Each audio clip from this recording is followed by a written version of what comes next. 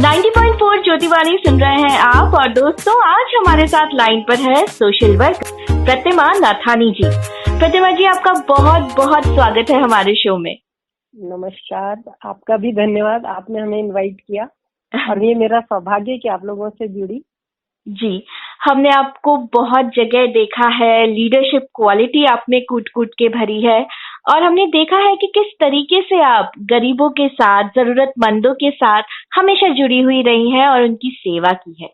और कहते भी हैं कि नारायण सेवा जो है वो नरसेवा जैसी ही है। तो इस क्षेत्र में आपका रुझान कब शुरू हुआ और कैसे आप मोटिवेट हुई? बिल्कुल। तो बहुत साल पहले स्कूल कॉलेज सब कुछ होता रहा, तो अपनी मम्मी को मैं हमेशा देखती रहती थी कि बहुत थोड़े में भी वो बहुत सारे लोगों को अटेंड करना। हमारे यहाँ बहुत लोग आते जाते रहते थे। हम 7 भाई बहन थे, मतलब है, स्टिल भी है। और मम्मी उनके दोस्त आना जाना, अड़ोसी पड़ोसी किसी की भी मदद करना। मम्मी ने कभी भी कुछ भी नहीं सोचा कि पैसा होता है नहीं होता है, जो भी है। तो वो एक बात कहती थी कि साईं इतना दीजिए जामे कुटुंब समाए, मैं भी भूखा ना रहूं साधु न भूखा जाए। तो हमारे यहाँ से एक ये धारणा हमेशा से रही, तो दूसरों के लिए करते रहना, अपने लिए करते रहना। चैरिटी बिगिंस एट होम वाली भी थ्योरी हमेशा मम्मी रखती थी। तो ये भाव मम्मी की तरफ से तो हमेशा हमें मिला ही है।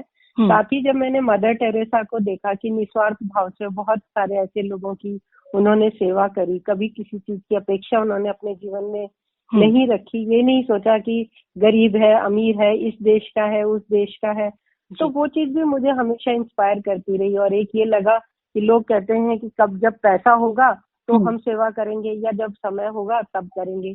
तो ये तो ना तो पैसा हमारे पास सफिशिएंट होता है और ना ही हमारे पास समय सफिशिएंट होता है। ये चीजें तो हमें निकालती रहनी पड़ती है। तो बहुत सालों से, 10 साल से तो मेरी अपनी एनजीओ में चला रही हूँ। उससे भी बहुत पहले से ऑनरेरी में बहुत सारी संस्थाओं से जुड़ी, कई ऐसे सामाजिक बड़े बड़े प्लेटफॉर्म्स थे, उनसे भी जुड़ी रही। और मैं ये काम निरंतर लोगों को किस तरह खुश कर सकती हूँ, किस तरह उनकी हेल्प कर सकती हूँ, कैसे उनके कष्टों को दूर कर सकती हूँ, वो मेरे मन में हमेशा रहा हेल्प करने का। जी, तो बहुत सालों से मैं इसको कर रही हूँ। तो इसका पूरा क्रेडिट आप अपनी मम्मी को देना चाहेंगी कि आपकी मम्मी से आपने ये हुनर सीखा? बिल्कुल, ये जीन्स में ही आया है उनसे। जी, जेनेटिक है ये। हम आपसे ये जानना चाहेंगे कि सिद्धम संस्थान के तहत आप किन किन क्षेत्रों के लिए कार्य कर रही हैं? बहुत साल पहले जब मैंने कुछ स्कूल्स के साथ में जुड़ी रही थी, तो मैंने वहाँ ये महसूस किया था, मतलब ऐसे ही एनजीओ वाले स्कूल थे। तो उनमें क्या होता था कि कई बच्चे ऐसे लेबर क्लास वाले भी आते थे, झाड़ू पोछे वालियों के बच्चे भी आते थे, मतलब सर्वेंट्स के बच्चे या बिल्कुल अंडर प्रिविलेज्ड लोगों के।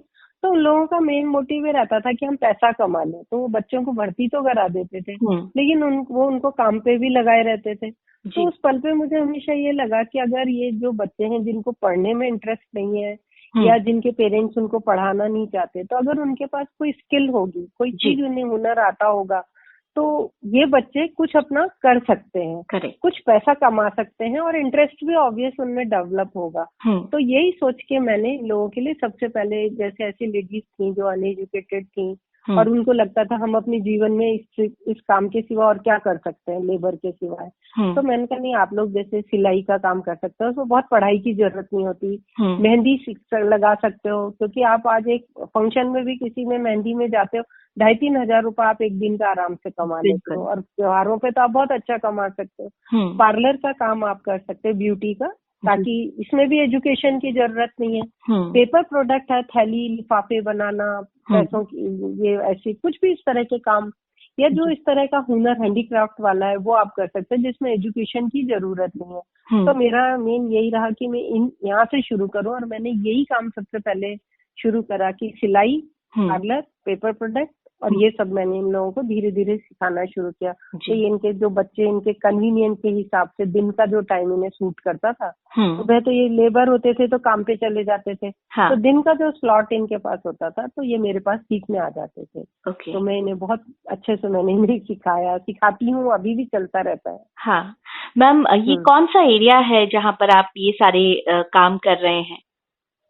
ज्यादातर ये काम मैं स्लम एरिया के नियर बाय करती हूँ, जी। जहाँ कच्ची बस्तियां होती हैं। तो ये मेरा पूरे जयपुर में तो आप मान ही लीजिए, चांदी की टकसाल भी है, रिद्धि सिद्धि त्रिवेणी है, पांचिया वाला है, या श्याम नगर है, ये इस तरह के जो भी अभी जवाहर नगर बस्ती है, या अभी सांगानेर साइड में है, तो यहाँ मैं सभी जगह मैंने ये काम करे हैं, करती रहती हूँ, और अभी भी वो लोग मेरे संपर्क में। तो ये स्लम एरिया के बिल्कुल नजदीक होने का मेरा एक मोटिव ये भी रहता है कि ज्यादातर ये लोग अपने घर से बाहर नहीं जा पाते, ना इनके घर वाले इन्हें जाने देते, तो हम उनके पास में रहते हैं ना, तो वो लोग हम भी उन्हें अप्रोच कर सकते हैं, और वो भी हम कर सकते हैं। तो उनकी बस्ती के बीच में बैठ के ये काम ज्यादा करना मैं प्रेफर करती हूँ। करेक्ट मैम, बड़ा मुश्किल होता है प्लानिंग को इम्प्लीमेंट करना, क्योंकि प्लान तो हो जाते हैं, बट जब इम्प्लीमेंट करते हैं रियल प्रॉब्लम्स तब हमें फेस करनी पड़ती हैं।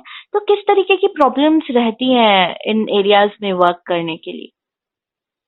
ये तुमने मनीषा मेरे दुखती रग पे हाथ रख दिया। मतलब मुझे कई बार बहुत बहुत परेशानियां आई है। कई बार तो जगह की प्रॉब्लम होती है, जैसे तैसे हम कभी रेंट भी ले लेते हैं जगह, कभी हम उन्हीं लोगों की कोई जगह होती है, कभी किसी की छत पे ही मैंने कराया, उस छत का भी मैंने किराया दिया है, और कभी उनकी कोई स्पेस मैंने ले ली, या कभी कोई मुझे, जैसे चांदी की टकसाल पे उन लोगों ने मुझे इनवाइट ही किया था कि आप लोग, हम लोग क्योंकि वाल्मीकि समाज से हैं, तो हम लोगों को कोई छुआछात बहुत मानते हैं, तो आप हमारे बीच में आके सिखा सकते हो। तो उन्होंने एक सामुदायिक केंद्र लेके वहां पे उन्होंने किया।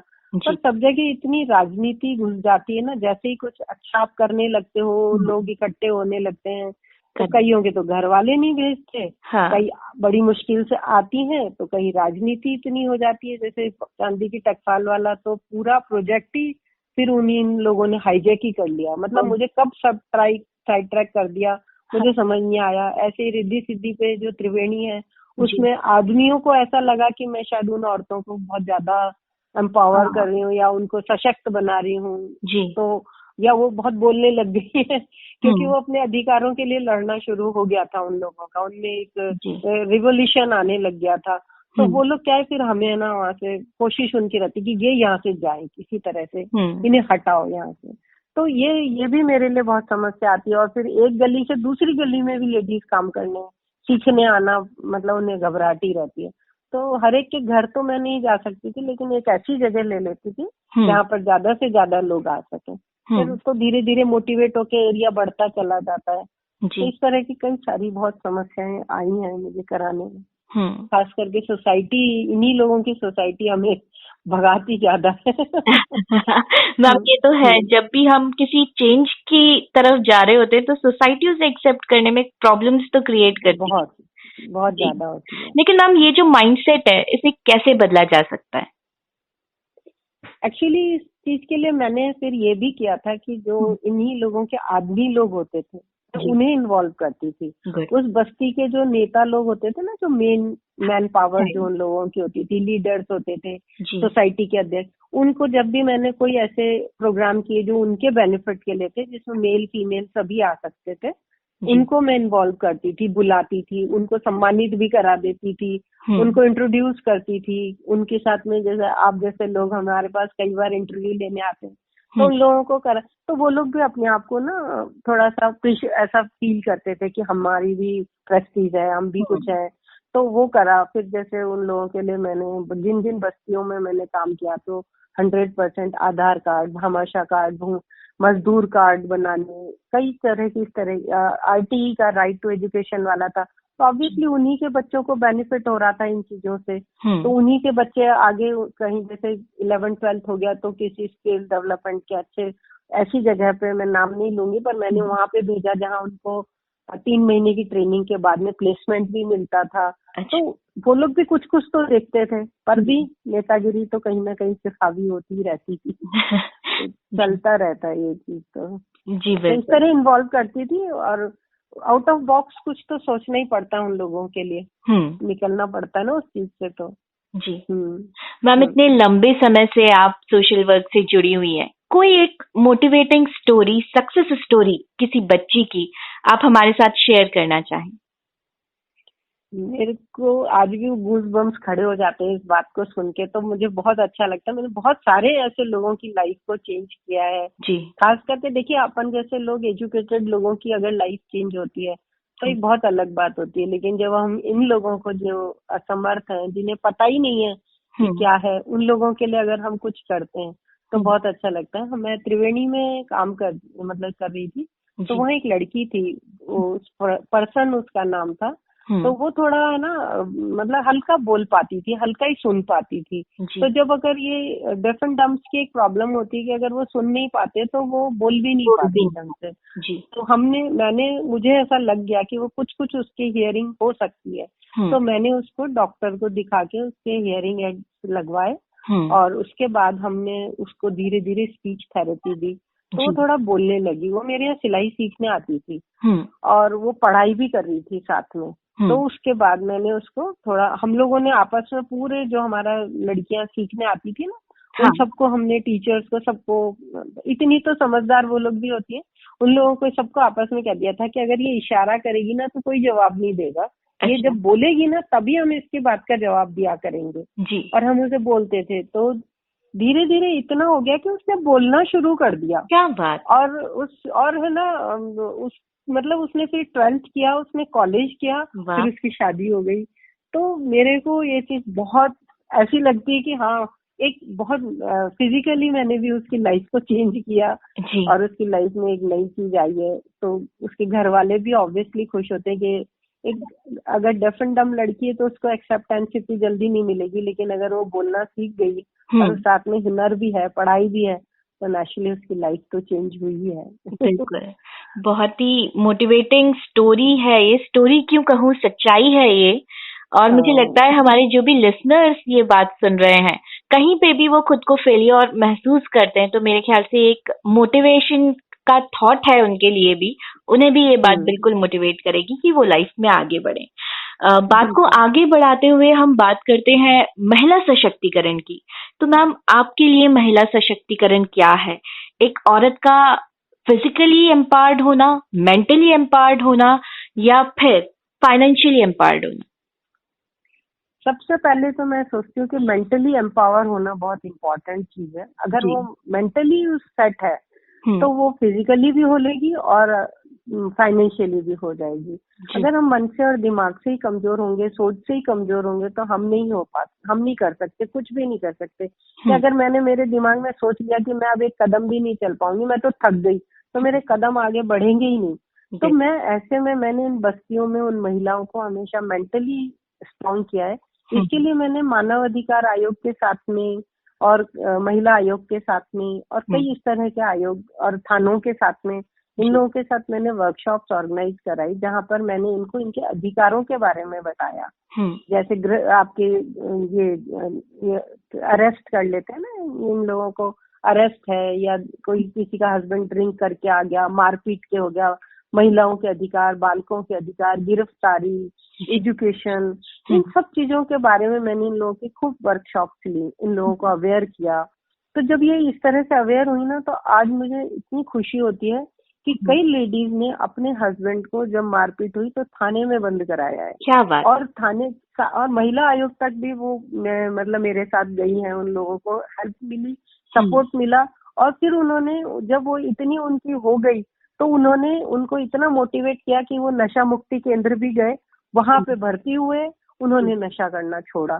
तो ऑब्वियसली जब एक लेडी स्ट्रांग होगी तभी वो घर के अंदर इस रिवॉल्यूशन को ला सकती है। अपनी लड़कियों को, उनकी 6 लड़कियां थी, तो उनको पढ़ाना चाहती थी। आज उसकी एक लड़की ये कर रही है, CS का कोर्स कर रही है, तो उसको मैं वो सपोर्ट उससे भी कर रही हूँ। उसकी छोटी बेटी CA करना चाहती है, तो उसके लिए मैंने कुछ लोग मेरे जो नोन है उनके साथ उसकी इंटर्नशिप का प्लान कर रखा है। तो ये एक, जब मेंटली वो स्ट्रांग है तभी वो ये सब चीजें कर सकती है। करेक्ट। फिजिकली तो फिर भी सभी मेडिकल अपन लोग हेल्थ कैंप्स वगैरह उन लोगों के लिए लगाती हैं, पर और फिर जब ये सब स्ट्रांगनेस आएगी तो ऑब्वियसली वो कमा तो कहीं से भी लेगी। बिल्कुल, बहुत कर लेगी जिसको नहीं, बहुत अच्छी बात कही आपने कि मन के हारे हार है, मन के जीते जीत। मन से जीत जाओगे तो आगे बढ़ी जाओगे। बिल्कुल बिल्कुल बिल्कुल। मैम, एक ना दोहरी मानसिकता समाज में हमें देखने के लिए मिलती है एक तरफ हम बात करते हैं महिला सशक्तिकरण की, इक्वालिटी की, और वहीं सेकंड जो परसेप्शन है, जो देखा जाता है, वो ये है कि हमें आरक्षण चाहिए, हमें अलग लाइन चाहिए, हमें 33% रिजर्वेशन चाहिए। तो ये किस तरीके की एक मानसिकता है? तुमने जो मुझे ये बात कहा, दोहरी मानसिकता, और ये बात तो मैंने एक बहुत गहरी लंबी सांस छोड़ी क्योंकि ये जो दोहरी मानसिकता है ना, वो हमारे घर, परिवार, आसपास, सारे ही वातावरण में सभी जगह फैली हुई है। जहाँ हम इतना विमेन लिबरेशन की बात करते हैं ना, तो खूब बढ़ बढ़ के बातें करते हैं ना, अगर उनके भी घर के अंदर झांक के देखोगे ना, तो उनकी वाइफ्स को इतनी लिबरेशन, या उनके बच्चों को नहीं होती लिबर्टी कि वो कुछ आगे बढ़ सके या कर सके। जहाँ पर अधिकार है वहाँ उन्हें पूरा अधिकार है। किसी की चीज के मांगने से आपको कुछ भी नहीं मिलेगा। अपना अधिकार लेना है तो छीन लो। अगर आप में वो क्वालिटी है कि मैं ये कर सकता हूँ, तो मैं नहीं सोच सकती कि आपको कोई रोक पाएगा उस चीज के लिए। आज मैं अगर पीएम बनने या सीएम बनने लायक कैपेबल होंगी, तो मुझे लोग ढूंढ के निकाल ही लेंगे, बना ही लेंगे। उसके लिए मुझे 30% रिजर्वेशन की भी जरूरत नहीं है।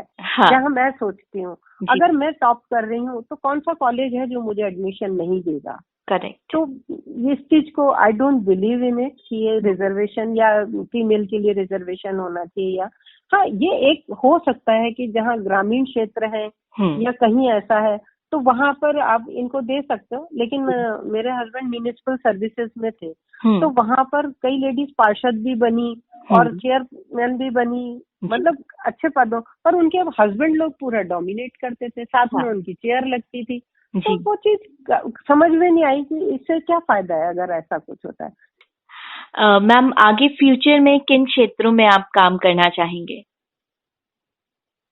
बस अब तो ज्यादा कुछ, हम तो रिटायरमेंट के उसमें ही आ रहे हैं, पर जीवन में कभी इन चीजों से रिटायर तो नहीं होते। मैं पीस की तलाश में हूँ, अभी शांति की तलाश करते रहते हैं, क्योंकि सभी चीजें स्ट्रेस तो देते हैं। थोड़ा आजकल मेडिटेशन और स्पिरिचुअलिटी में भी मेरा मन ज्यादा ही होने लगा है। तो दिल करता है कि अब लोगों को इस रास्ते पे भी लेके जाएं कि आपको शांति यहाँ भी है। क्योंकि अभी जो हमने आज तक कच्ची बस्ती इन लोगों के लिए काम किया है, जहाँ पे इन लोगों को फिजिकली, मेंटली और अपने जिस भी अधिकार से उनको ऊपर उठने की आवश्यकता थी, वहां तक तो मैंने किया। लेकिन जो एक अच्छी सोसाइटी है, अच्छे लोग हैं, पढ़े लिखे लोग हैं, उन लोगों में भी एक अलग तरह का स्ट्रेस धीरे धीरे डेवलप होता जा रहा है। तो उन लोगों को भी एक सही रास्ता दिखाना या बताना बहुत आवश्यक है कि आप किस तरह से अपने जो हमारे सामाजिक दायित्व हैं, या हमारी जो माइथोलॉजी है, जो हमारे वेदों ने कहा है, या जो हमारी बातें हैं, वो हमें बहुत पीस की ओर ले जाती हैं। आज जो ये लॉकडाउन हुआ है, कोविड हुआ है, उसकी वजह से जो घरों में रहे हैं, कितना स्ट्रेस उन लोगों में आया है। जॉब नहीं है तो कितना स्ट्रेस आया। तो अगर हम लोग ईश्वर में विश्वास करते हैं ना, या अपने संस्कारों को ध्यान रखते हैं, तो आज अपन नहीं महसूस कर रहे कि जो हमारे संस्कार थे, जो हमारे मम्मी लोग हाथ धोने को, पैर धोने को कहते थे, या मतलब नीटनेस के लिए कहते थे, या जिन चीजों को मानने के लिए, वही तो इसमें कोविड में पूरे आपके सेफ्टी पॉइंट्स हैं। तो हम अगर उन्हीं चीजों को फॉलो करें या उन चीजों को अनुभव करें, तो वो जागरूकता लाना भी बहुत जरूरी है। तो सोचती हूँ कुछ अगर इस तरह से मैं कर सकी तो वो भी मेरे लिए एक बहुत बड़ा रोल होगा। मैम, कोविड की बात करी हमने अभी, और ये भी बात करी कि कई लोगों की नौकरियां जा रही हैं इस दौरान। मैम, कोविड के दौरान क्या आप एक्टिव थे? उस समय भी कुछ कर रहे थे? और अभी लॉकडाउन खुल गया है, तो क्या फिर से मेन स्ट्रीम में आके काम करने लगे हैं?